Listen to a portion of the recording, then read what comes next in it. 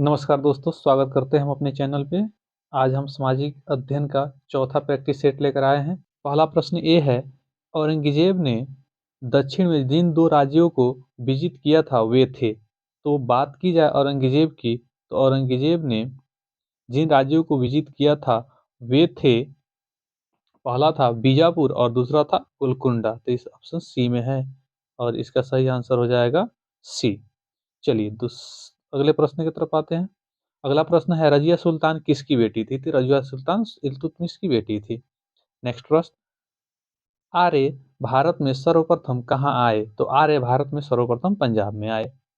भारत में east India company का पहला गवर्नर जनरल कौन था? भारत में ईस्ट इंडिया कंपनी का पहला गवर्नर जनरल कौन था? तो ऑप्शन के हिसाब से आप वारेन हेस्टिंग के साथ जा सकते हैं।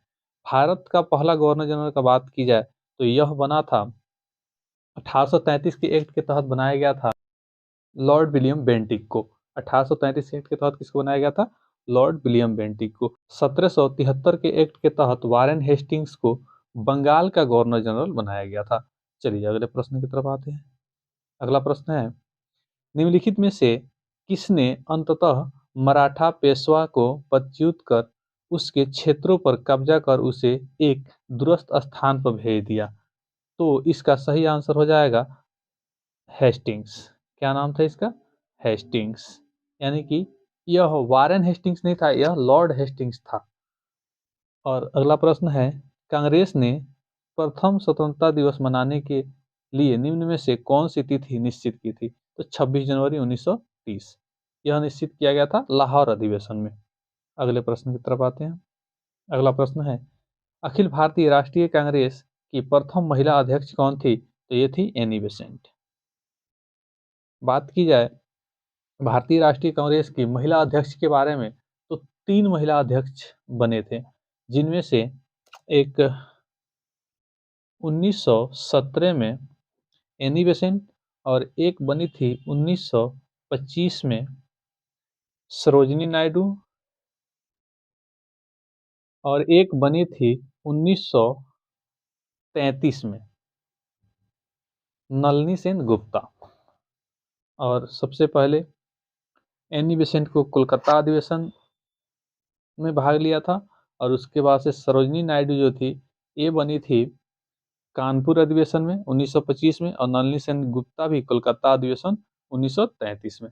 चलिए अगले प्रश्न की तरफ आते हैं। द्वितीय गोलमेज सम्मेलन में भारतीय राष्ट्रीय कांग्रेस का प्रतिनिधित्व किसने किया था? तो ये किए थे मोहनदास करमचंद गांधी। चलिए अगला प्रश्न देखते हैं। अगला प्रश्न ये है, वर्ष 1998 में वास्को डी गामा भारत में कहाँ उतरा था? तो ये उतरा था केरल के कालीकट बंदरगाह पे। बात की जाए वास्को डी गामा की, तो ये दक्षिण भारत के ये मालाबार तट के केरल में आया था जहाँ कालीकट बंदरगाह था। चलिए अगला प्रश्न देखते हैं। अगला प्रश्न ये है, मुस्लिम लीग ने किस दिन को पाकिस्तान दिवस के रूप में मनाया? मुस्लिम लीग ने किस दिन को पाकिस्तान दिवस के रूप में मनाया? तो ऑप्शन में है 23 जून 1944, 25 मार्च 1944। ऑप्शन मुझे लग रहा है कि गलत है, ये 1940 में मनाया गया था और ये मनाया गया था 23 मार्च को। कब मनाया गया था? 23 मार्च 1940 को। कब मनाया गया? 23 मार्च 1940 को। अगले प्रश्न पे आते हैं। अगला प्रश्न ये है, निम्नलिखित उर्दू कवियों में से किसे दूसरे और तीसरे गोलमेज सम्मेलन में आमंत्रित किया गया था? तो ये तो मोहम्मद इकबाल। गोलमेज सम्मेलन 3 हुए थे, 1930, 1931 और 1932 में, और ये लंदन में आयोजित किया जा रहा था। चलिए अगला प्रश्न देखते हैं। 1907 ईस्वी में सूरत कांग्रेस अधिवेशन में किसका नाम कांग्रेस के अगले अध्यक्ष के रूप में गरम दल द्वारा प्रस्तावित किया गया था? तो ये किया गया था लाला लाजपत राय। और इसी बात को लेकर 1907 में ही 1907 में ही कांग्रेस का विभाजन हो जाता है, एक गरम दल और एक नरम दल। चलिए अगले प्रश्न पे आते हैं। अगला प्रश्न है, निम्नलिखित में से किस एक पत्रिका का प्रकाशन महात्मा गांधी ने अपने दक्षिण अफ्रीका प्रवास के दौरान किया था? तो ये किए थे इंडियन ओपिनियन की। किसके किए थे? इंडियन ओपिनियन के। चलिए अगले प्रश्न पे आते हैं। अगला प्रश्न है, अकबर किस सूफी संत का बड़ा आदर करता था और किसके आशीर्वाद से शहजादा सलीम का जन्म हुआ था? तो ये थे शेख सलीम चिश्ती। क्या नाम था उनका? शेख सलीम चिश्ती। और बात की जाए शेख सलीम चिश्ती के दरगाह का, तो इनका दरगाह फतेहपुर सीकरी में है, जिसको अकबर ने बनवाया था। अगला प्रश्न है, फ्रांसीसियों को चंद्रनगर बस्ती किसने भेंट दी? तो ये दिए थे शाइस्ता खान ने। अगला प्रश्न है, विश्व की गेहूं मंडी के नाम से कौन सा नगर जाना जाता है? विश्व की गेहूं मंडी के नाम से कौन सा नगर जाना जाता है? तो ये जाना जाता है, इसका नाम है विनीपेग। विनीपेग। और ये विनीपेग जो है एक कनाडा में स्थित है। अगला प्रश्न है, कावेरी नदी निम्नलिखित में से गिरती है। कावेरी नदी कहाँ गिरती है? तो बात की जाए कावेरी नदी की, तो कावेरी नदी तो सबसे पहले दक्षिण भारत की एक नदी है। यह निकलती है ब्रह्मपुत्रा से। कहाँ से निकलती है? ब्रह्म सॉरी ब्रह्मगिरी पर्वत से निकलती है। कहाँ से निकलती है? ब्रह्मगिरी, पश्चिमी घाट के पर्वत ब्रह्मगिरी से निकलती है और ये जाके बंगाल की खाड़ी में गिर जाती है। चलिए अगला प्रश्न देखते हैं। अगला प्रश्न है, निम्नलिखित में से कौन सा एक युग्म सही सुमेलित नहीं है? निम्नलिखित में से कौन सा एक युग्म सही सुमेलित नहीं है? तो बात की जाए सही सुमेलित नहीं है, तो इसमें पहला है दक्षिण पश्चिम का हुबली, ये सही है, ये सही है। दूसरा है उत्तर पश्चिम का जयपुर, ये भी सही है। पश्चिम का मुंबई, ये भी सही है। मध्य मध्य का जबलपुर, ये जबलपुर नहीं है, ये गलत है।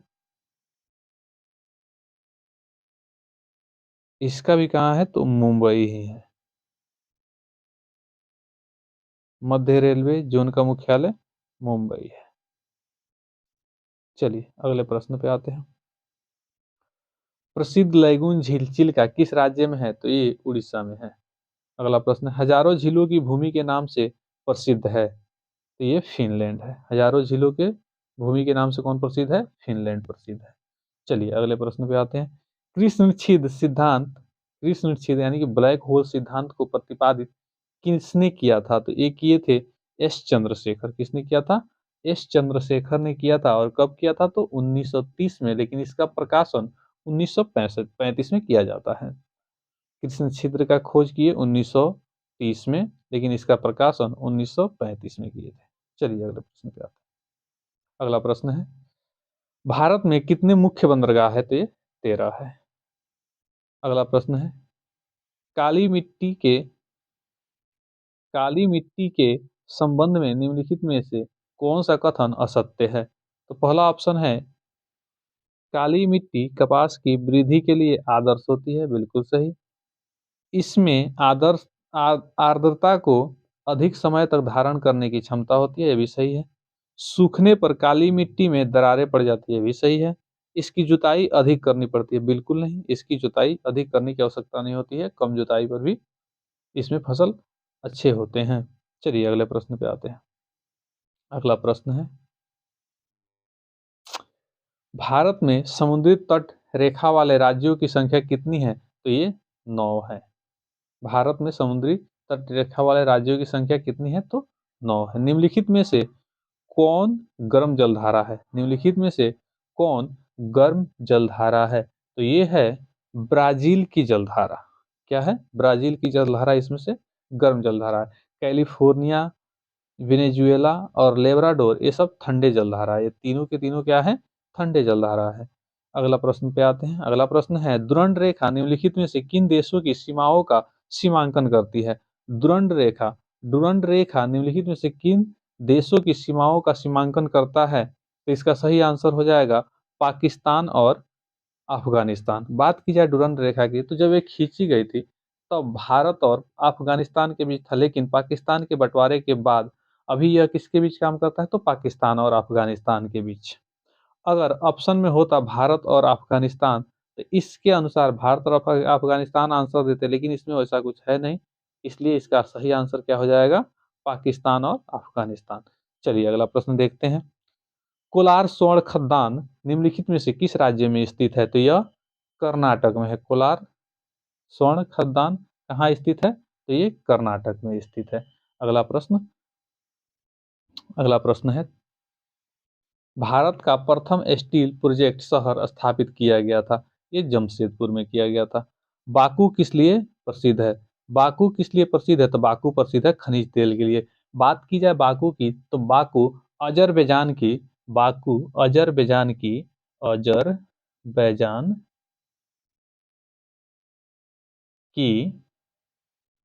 राजधानी है। बाकू क्या है? अजरबैजान की राजधानी है। चलिए अगले प्रश्न पे आते हैं। अगला प्रश्न, टर्की के उत्तर में क्या है? टर्की के उत्तर में क्या है? तो टर्की के उत्तर में काला सागर है। निम्नलिखित राज्य के नीति निर्देशक सिद्धांतों के अनुसार किस आयु तक के बच्चों को निःशुल्क एवं अनिवार्य शिक्षा देने की आशा की जाती है? ये 14 वर्ष तक के बच्चों के, 6 से 14 वर्ष तक के बच्चों के क्या कहते हैं? तो 6 से 14 वर्ष तक के बच्चों को निःशुल्क और अनिवार्य शिक्षा देने की व्यवस्था राज्य के निर्देशक तत्वों में की गई थी। ये बात की जाए तो आर्टिकल 45 में पहले थी, लेकिन अब इसको वहां से हटाकर मौलिक अधिकार में शामिल कर दिया गया है और इसको 21A में रखा गया है। अभी बात की जाए तो 45 में राज्य के नीति निर्देशक तत्वों में 0 से 6 वर्ष तक के बच्चों के लिए शिक्षा की व्यवस्था की गई है। चलिए अगला प्रश्न पे आते हैं।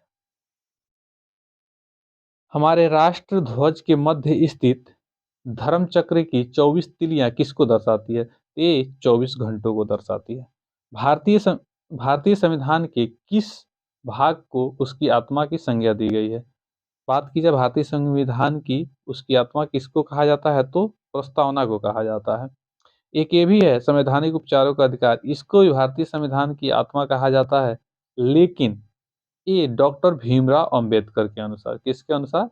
डॉक्टर भीमराव अंबेडकर के अनुसार, भीमराव अंबेडकर के अनुसार। चलिए अगले प्रश्न पे आते हैं।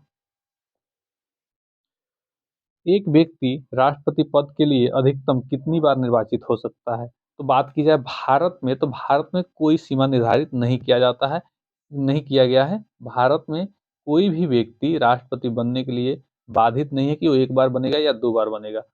उसे जितनी बार बनने की इच्छा हो और बन सकता है, जितना जितना बार उसको सपोर्ट मिलेगा वह भारत का राष्ट्रपति बन जाएगा। लेकिन बात की जाए अमेरिका की, तो वहां पे अमेरिका में 2 बार ही कोई व्यक्ति राष्ट्रपति बन सकता है।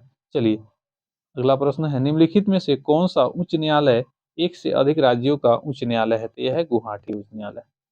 अगला प्रश्न, स्वतंत्र भारत में राज्यसभा के प्रथम सभापति कौन थे? स्वतंत्र भारत में राज्यसभा के प्रथम सभापति कौन थे? तो ये थे डॉक्टर एस राधाकृष्णन। हम लोग जानते हैं कि भारत का जो उपराष्ट्रपति होता है वही राज्यसभा का सभापति होता है। तो भारत के पहले उपराष्ट्रपति डॉक्टर एस राधाकृष्णन थे, इसलिए आंसर इसका क्या हो जाएगा? Doctor S Radhakrishnan. सिंधी को किस संवैधानिक संशोधन द्वारा संविधान की 8वीं अनुसूची में शामिल किया गया? तो ये था 21वां संविधान संशोधन। चलिए अगला प्रश्न लेते हैं। मंडल पंचायतों की संस्तुति निम्न समिति के द्वारा की गई थी। मंडल पंचायतों की संस्तुति निम्न समिति के द्वारा की गई थी। तो ये की गई थी बलवंत राय मेहता समिति के द्वारा। किसके द्वारा की गई थी? तो बलवंत राय मेहता समिति के द्वारा। माफ कीजिए, बलवंत राय मेहता के द्वारा नहीं किया गया था, ये किया गया था अशोक मेहता समिति के द्वारा। किसके द्वारा किया गया था? अशोक मेहता समिति के द्वारा किया गया था। चलिए अगले प्रश्न पे आते हैं। अगला प्रश्न ये रहा। अगला प्रश्न है, भारतीय संविधान में 9वीं अनुसूची परिवर्धित हुई।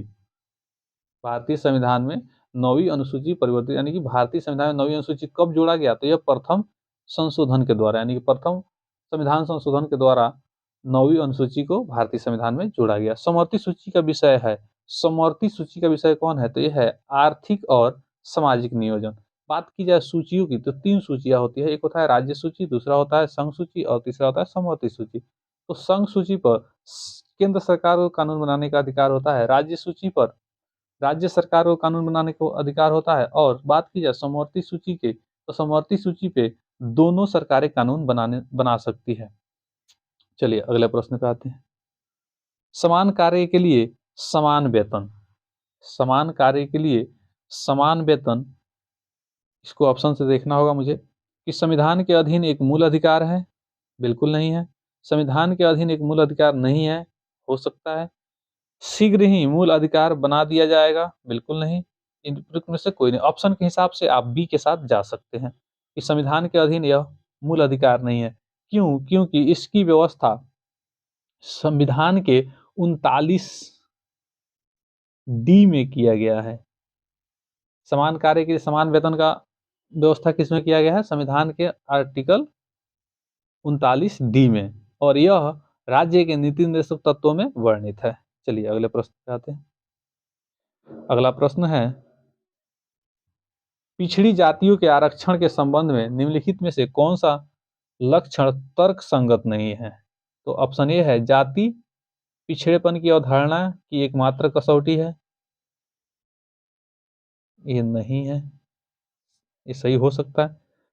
पिछड़ापन समाज और आर्थिक दोनों होना चाहिए, पिछड़ापन सामाजिक और आर्थिक दोनों होना चाहिए, ये जरूरी नहीं है।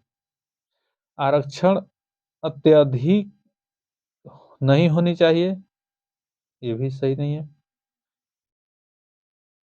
आरक्षण प्रशासनिक कार्य दक्षता को ध्यान में रखकर किया जाना चाहिए, नहीं।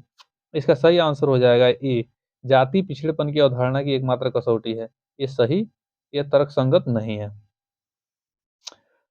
राष्ट्रीय महिला आयोग सृजित हुआ, राष्ट्रीय महिला आयोग कैसे सृजित हुआ? तो यह संसद द्वारा पारित अधिनियम से सृजित हुआ। चलिए अगले प्रश्न पे आते हैं। निम्नलिखित में से कौन दो प्रधानमंत्रियों के मंत्रिमंडल में उप प्रधानमंत्री रहे थे? ते रहे थे देवीलाल, क्या नाम था इनका? देवीलाल। बात की जाए कि ये किन किन प्रधानमंत्रियों के मंत्रिमंडल में रहे हैं, तो ये रहे थे, एक थे बीपी सिंह 1989 में, क्या नाम था? एक आदमी का नाम था बीपी सिंह 1989 में, और दूसरे थे बीपी सिंह के मंत्रिमंडल में 1989 में, और दूसरे थे चंद्रशेखर, क्या नाम था उनका? चंद्रशेखर, चंद्रशेखर, और इनके मंत्रिमंडल में 1990 में शामिल हुए थे, और दोनों टाइम यही उप प्रधानमंत्री रहे थे देवीलाल। बात की जाए भारतीय संविधान में उप प्रधानमंत्री की, तो भारतीय संविधान में उप प्रधानमंत्री की कोई व्यवस्था नहीं की गई है, लेकिन आवश्यकता के अनुसार उप प्रधानमंत्री की नियुक्ति की जा सकती है। चलिए अगले प्रश्न पे आते हैं। अगला प्रश्न है, भारत में उपराष्ट्रपति की स्थिति की तुलना किस देश के उपराष्ट्रपति से की जा सकती है? तो ये की जा सकती है संयुक्त राज्य अमेरिका के उपराष्ट्रपति। 80 के बाद 81 प्रश्न। चलिए यहाँ पे आते हैं। शून्य में स्वतंत्र रूप से गिरने वाली वस्तु की समान गति होती है, समान वेग होता है, समान त्वरण होता है। क्या होता है? समान त्वरण होता है। पानी का घनत्व सबसे अधिक किस पे होता है? तो 4 डिग्री सेंटीग्रेड पे। किस पे होता है? 4 डिग्री सेंटीग्रेड पे। अगला प्रश्न, बर्फ का दाब बढ़ाने से उसका गलनांक घट जाता है। बर्फ का यदि दाब बढ़ाया जाए तो उसका गलनांक क्या हो जाएगा? घट जाएगा। सेल्सियस पैमाने पर 0 डिग्री सेंटीग्रेड फ़ारेनहाइट स्केल में कितने डिग्री के बराबर होगा? यानी कि सेल्सियस में 0 डिग्री है तो फ़ारेनहाइट पर कितने डिग्री के बराबर होगा? तो ये 32 डिग्री के बराबर होगा। चलिए अगला प्रश्न देखते हैं। अगला प्रश्न है, ध्वनि के स्रोत व परावर्तित सतह के बीच न्यूनतम दूरी कितनी होनी चाहिए जिससे कि प्रतिध्वनि स्पष्ट रूप से सुनाई दे सके? तो ये 17 मीटर होनी चाहिए। अगला प्रश्न, अगला प्रश्न है, मृग तृष्णा उदाहरण है? ये पूर्णांतरिक परिवर्तन के उदाहरण है। मृग तृष्णा को अंग्रेजी में मिराज कहते हैं। अगला है, एक वोल्ट विभवांतर द्वारा स्वरित होने पर एक इलेक्ट्रॉन जितनी ऊर्जा प्राप्त करता है उसे कहते हैं, तो उसे 1 इलेक्ट्रॉन वोल्ट कहते हैं। चलिए अगला प्रश्न देखते हैं कि अगला प्रश्न है, निम्नलिखित में से कौन न तो तत्व है और न ही यौगिक? इसमें कौन सा है जो न तत्व है न यौगिक है, तो ये वायु है। ये क्या है? ये मिश्रण होता है। वायु एक मिश्रण होता है, इसलिए न तत्व है न यौगिक है। एक इलेक्ट्रॉन पर कितना आवेश होता है? तो एक इलेक्ट्रॉन पे बात की जाए आवेश की तो -1.6 गुने 10⁻19 कूलम्ब होता है। चलिए अगले प्रश्न पे आते हैं। भूरा कोयला के नाम से किसे जाना जाता है? तो भूरा कोयला के नाम से लिग्नाइट को जाना जाता है। भूरा कोयला के नाम से किसे जाना जाता है? लिग्नाइट को जाना जाता है। भूरा कोयला के नाम से लिग्नाइट को जाना जाता है। चलिए अगला प्रश्न देखते हैं। प्रोड्यूसर गैस का मिश्रण है, तो यह है CH2 plus H2 plus N2। अगला प्रश्न, सबसे अधिक विद्युत ऋणात्मक तत्व, सबसे अधिक विद्युत ऋणात्मक तत्व कौन है? तो यह है फ्लोरीन। अगला प्रश्न, निम्नलिखित में से संगमरमर है? तो CaCO3, calcium carbonate, calcium bicarbonate, CaCO3 calcium bicarbonate इसको कहते हैं। तो CaCO3 क्या है? एक संगमरमर है। चलिए अगला प्रश्न है, जीव द्रव्य के पृथक्करण एवं संयोजन से संबंधित वनस्पति विज्ञान की शाखा कहलाती है? तो ये कहलाती है जीव द्रव्य के पृथक्करण एवं संयोजन से संबंधित वनस्पति विज्ञान कहलाती है। तो ये क्या कहलाती है? तो ये टिश्यू कल्चर कहलाती है। क्या कहलाती है? Tissue culture. वे पौधे जिनमें कभी पुष्प नहीं बनते हैं कहलाते हैं। तो ये क्रिप्टोगेम्स या क्रिप्टोजेम्स कहते हैं इसे। चलिए अगले प्रश्न पे आते हैं। अगला प्रश्न, निम्नलिखित पर विचार कीजिए। कपूर, कासनी, वनीला, उपरोक्त में से कौन सा पादप उत्पादक है? तो ये तीनों पादप उत्पादक है, 1, 2 और 3। चलिए अगले प्रश्न पे आते हैं। अगला प्रश्न, सन 1959 में कृत्रिम रूप से डीएनए को संश्लेषित करने हेतु नोबेल पुरस्कार किसको दिया गया? ये दिया गया था कॉर्नबर्ग को। किसको दिया गया था? कॉर्नबर्ग को। बात की जाए कॉर्नबर्ग का पूरा नाम, तो इनका नाम था आर्थर कॉर्नबर्ग। क्या नाम था इनका? Arthur Arthur Kornberg. चलिए अगले प्रश्न पे आते हैं। प्रोग्राम्ड सेव डेट का कोशिकीय एवं आणविक नियंत्रण क्या कहलाता है? तो ये कहलाता है एंजिंग। क्या कहलाता है? एंजिंग। अगला प्रश्न, बस ये लास्ट 2 प्रश्न बचे हुए हैं। पारिस्थितिकी संतुलन बनाए रखने के लिए भारत में वन क्षेत्र कितने अनुपात में होना चाहिए? ये होना चाहिए 33.33। अगला है, रक्त में एंटीबॉडी एवं एंटीजन के अध्ययन को क्या कहते हैं? ये कहते हैं सीरोलॉजी। क्या कहते हैं? सीरोलॉजी। चलिए, ये हमारे लगभग 60 प्लस प्रश्नों के संग्रह था।